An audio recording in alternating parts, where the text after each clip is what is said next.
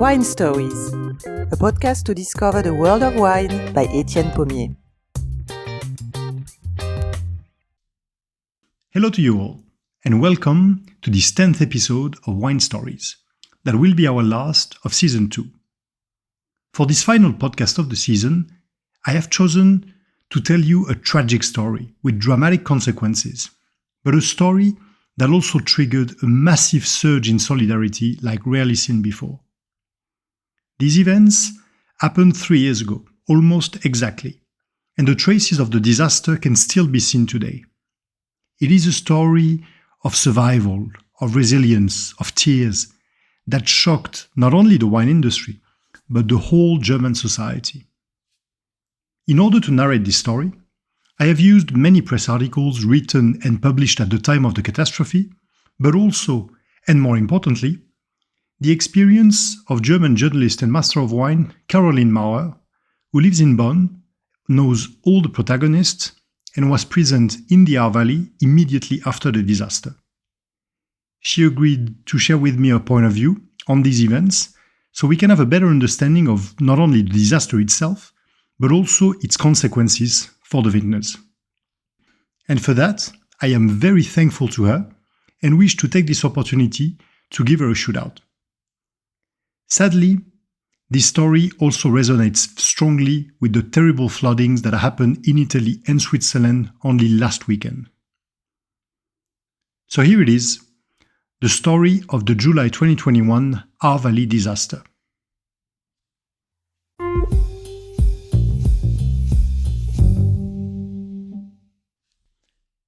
In the northwest of Germany, there is a little-known mountain massif, covered in lush and deep forests, sprinkled with quiet lakes and emerald green fields. This beautiful land, classified as a national park since 2004, is mainly known by hikers, but also by Formula One followers, for it is the home of the Nürburgring racetrack. As true fans know, this legendary track is feared even amongst the world's best pilots for its toughness, slopes and location in the heart of the forest, to the point that British driver Jackie Stewart used to call it the Green Hell. This massif is the Eifel. In the heart of this land, not far from the Belgian border, lies the village of Blankenheim and its 8,000 inhabitants living in these typical white houses with half timbering and bright red geraniums at the balconies. Turn right on Johannesstrasse and cross that little square of cobblestones. At the end of it, there's a small building, like a tiny chapel almost, locked by an iron gate, protecting a tiny spring. The trickle of water that comes out of it, it's the Ahr. And 89 kilometers and dozens of meanders later, the small creek, turned into a river, joins the mighty Rhine. We are in the Rhineland-Palatinate region of Germany, about 20 kilometers south of Bonn, the former capital of the Federal Republic of Germany. The Ahr Valley is very narrow, almost canyon-like in some areas, and it is famous for its scenery, but also for its great wines. If Germany is first and foremost a land of white wines in general and Riesling in particular, the Ahr Valley is mostly famous for its red wines. It is one of the smallest wine regions in all the country, with only 650 hectares. And the most planted variety here is Pinot Noir, or Spätburgunder in German. The Ahr climate is continental and cold, but the steep slopes on the banks of the river offer enough exposure for Spätburgunder to ripen, and these soils of Leuss make a great terroir for the variety. Our wines typically propose a crunchy red fruit profile of strawberry and red cherry with floral and mineral undertones, a fine yet acetylenic tannic structure, and marked acidity. Some terroirs even exhibit slightly smoky tones, reminiscent of bacon almost. The best wines come from the Große Lager vineyards, the German Grand Crus, and these are premium bottles amongst the finest red wines in all of Germany, which is saying something. Don't be surprised, and if you are unfamiliar with German Pinot Noirs, you would be amazed by the character and quality of the finest examples produced nowadays. Among the leading lights of the region, we can name Meierneckel, John Stodden, Bertram Baltes, J.J. Adenauer, Dötterhof or Kreuzberg, who all make remarkable wines. And it is in this region that a disaster will strike on July 2021.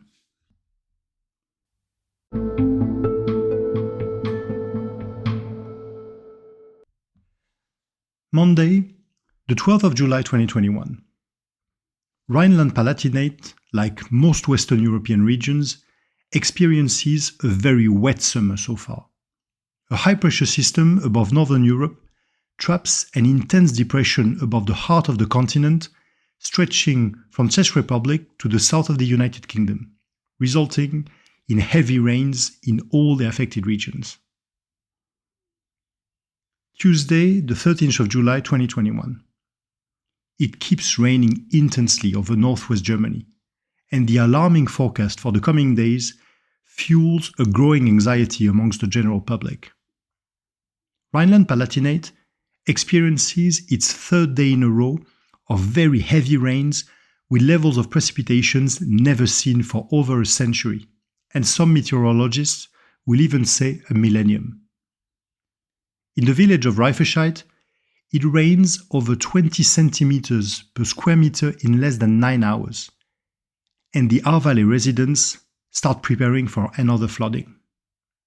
I say another flooding because unfortunately, the Ahr has been in spate several times in the past, and even twice in the last 10 years, in 2016 and 2013. So the villagers take precautionary measures to limit the potential damages, but the rain keeps pouring harder than ever. Wednesday, the 14th of July, 2021. The storm has further intensified overnight, and the flood now appears inevitable. At Weingut Meierneckel, in the village of Dernau, sisters Mieke and Dörte Neckel, whose winery is located on the banks of the river, start building a small dike with sandbags and lock the doors and windows. Once all the precautions have been taken, all the winery staff leaves to find shelter, and only the two sisters stay on site to monitor the flood and react if necessary. All day long, the rain keeps pouring over the Ahr Valley, and when the evening comes, things are still quiet.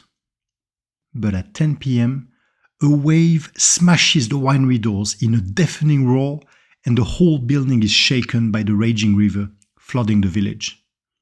It happened all in a sudden, but upstream, the chaos had started hours earlier. Most creeks running from the Eifel Mountains and tributaries of the Ahr flow into the river in its upper half. But the biblical rains that have been pouring down the region for days have completely saturated all the soils, not only of the valley, but also of the surrounding mountains. And the last and most intense 24 hours worth of rainfalls will trigger the disaster. All the water from the massif flows into the valley, and within a few hours creates a massive rise in the river level that transforms into a gigantic swell in the narrow valley. A massive 7 to 10 meter wave wipes out the villages.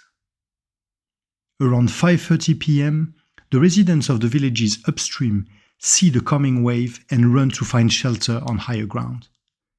In Altenahr, the main road has become a raging river, and people seek shelter in the church, screaming, "The river is coming! The river is coming!" And almost instantly, the tsunami washes everything away, taking out trees, cars, smashing debris into houses' walls, and destroying several bridges on its path. The current is so strong that it literally plows the ground several meters deep, and the worst part is that the graveyards of Altenahr, Dernau, and Ahrweiler are wiped out by the wave that takes the corpses away. In the aftermath, rescue teams will spend days looking in the mud for the bodies of the unearthed deceased, as well as those of the disaster's victims.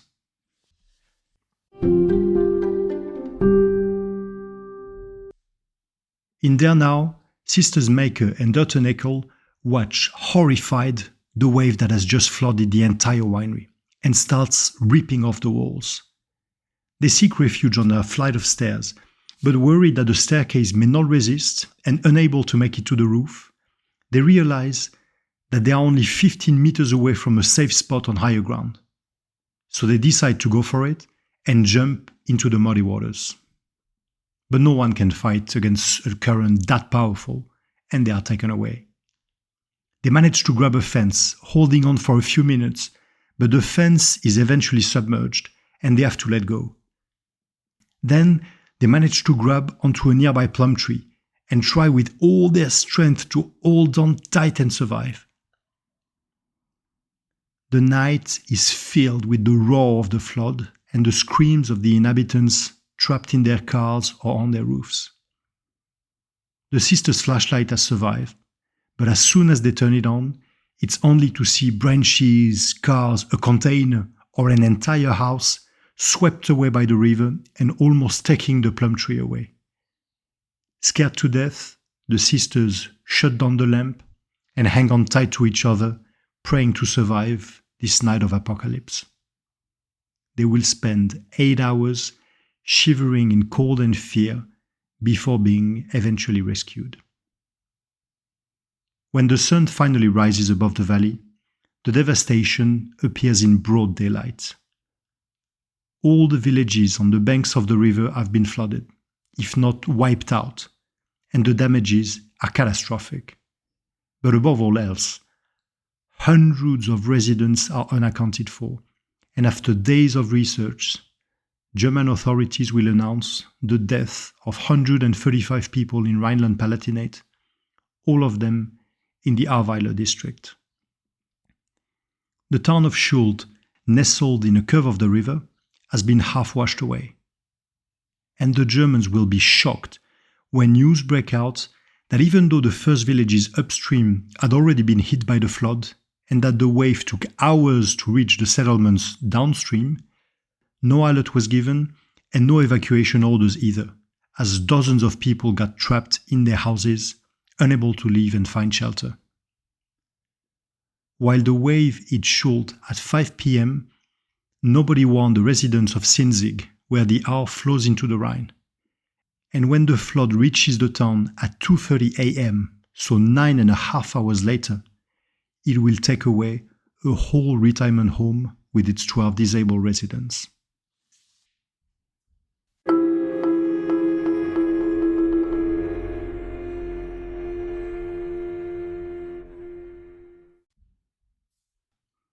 The damages are catastrophic, and on July the 15th, nearly 200,000 homes are without electricity. The valley roads are impracticable, and the railroads have been destroyed. The vineyards, located in majority on the higher slopes above the river, have all been spared but 50 hectares. But all the wineries and buildings by the river are destroyed or heavily damaged. At Bertram Baltes, all the 2020 barrels have been swept away by the wave, and at JJ Edenhoyer, they are floating in the flooded winery. The Neckel sisters have lost their 350 barrels of 2020 vintage, but miraculously, they will manage to salvage 9 of them that have been taken away but survived the disaster. One of them was found 5 kilometers downstream. They will eventually produce 2,600 bottles from these lost barrels, and the wood of the first one will be recycled to make 150 limited edition sommelier knives in partnership with Laguiole, destined to be auctioned for charity. In the aftermath, thousands of rescuers, firefighters, soldiers, and volunteers gather in the Ahr to reopen the roads, tend to the wounded, search for the missing residents, and start clearing out the debris. In the following days and weeks, the priority for the vintners is to try and salvage what's left of their wineries, but also to start preparing the coming harvest. A massive surge of solidarity from all over Germany will bring wine producers such as Van Volsen from the Mosel, Dönhoff from the Nahe, or many others to come help in repairing the wineries and tending the vineyards. With the rains and the flood, the humidity level in the valley skyrockets and brings a strong disease pressure on the vineyards. Downy mildew spreads, and the 2021 vintage will greatly suffer from these exceptional conditions. When harvest time comes, the wineries are still missing equipment, and then again, solidarity plays in. Julia Bertram and Benedikt Baltes will receive a wine press and barrels from estates from all over Germany to vinify their 2021. In the cellars filled with mud, producers find the remains of library stocks, and most of these flood bottles will later be sold to help rebuild the valley. The Nakel sisters have told their story many times, for this disaster may serve as a warning for other regions. They've participated in many events across the world to show the resilience of the Our Valley residents, but also as a way to get past the trauma of the disaster. However, as soon as it became possible, they moved the winery to another location to prevent their children and grandchildren from experiencing such devastation.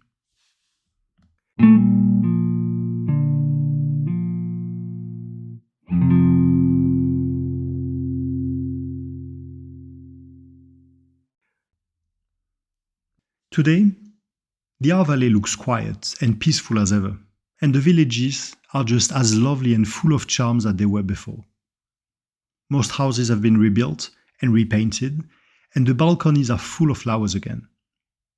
Yet, the traces of the disaster can still be seen on the banks of the river, all along the valley. This is how Meike Neckel sums up the experience of the 2021 vintage for the German VDP Association. The 2021 vintage is the most dramatic and emotional we ever had. The relief after the last grape has been picked is immeasurable. Without the solidarity, help and support of so many, we would not have managed all this. This has given us courage and strength to persevere. We are still at a loss of words and hardly know how to express our gratitude. Giving up was never an option for us. This is our home. We are rooted in the Our Valley for generations, so we are rebuilding everything and taking the opportunity to think things through in a new way. We are endlessly grateful for an insanely great team. Most of the employees have themselves been hit hard by the flood disaster and have had terrible days and weeks. But no one is giving up, and everyone is walking the rocky road to the future together with us. I have talked about the disaster that hit the region at length, and I think the story deserves to be told, if only to preserve the memory of it, but also because this traumatic experience may prove to be a useful warning for other regions at risk. Yet, as Meike Neckel suggests, the Arvitners have shown tremendous resilience, and only a few days after the floodings, they were already looking at the coming harvest and how to get things ready to make wine again. This is why I have chosen to wrap up this episode with some tasting notes from two iconic estates of the Our Valley that I have already mentioned. They are from the 2018 vintage that I had the opportunity to try at the masterfully organized VDP Grosses Gewärz tasting in August 2020 in Wiesbaden. I selected two of the finest Pinot Noirs I tasted on that day, and hopefully that will make you want to try these wines and discover the region for yourself. Janstoden Spätburgunder Ehrenberg GG 2018.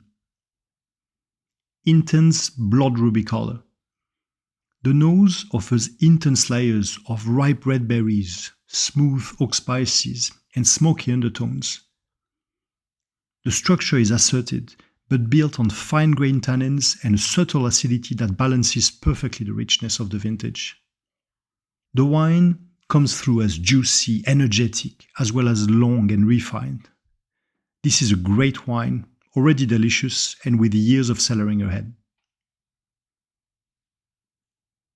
Meike Neckel Spätburgunder Krauterberg GG 2018. The deep purple ruby color reveals a captivating nose of black cherry and mulberry, intertwined with intoxicating floral notes. On the palate, it offers a supple and velvety mouthfeel built on a silky tannic frame and a subdued acidity that brings a touch of freshness, lifting the wine as a counterpoint to the vintage ripeness. Superb combination of power and finesse with a hint of spice in the finish. Great wine.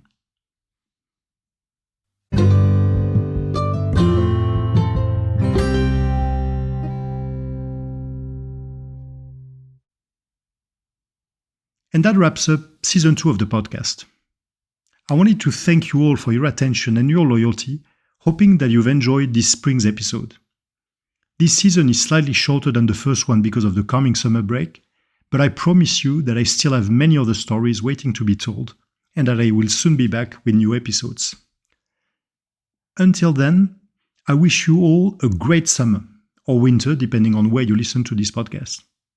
And especially to all growers for whom the coming weeks before harvest are going to be crucial. I also wish you have nice wine tastings, always drinking responsibly of course, and that the bottles you may open with your friends or family give you plenty of emotion and the opportunity to seize the instant. For that is the best gift that winemakers offer us, the promise of sharing a great moment.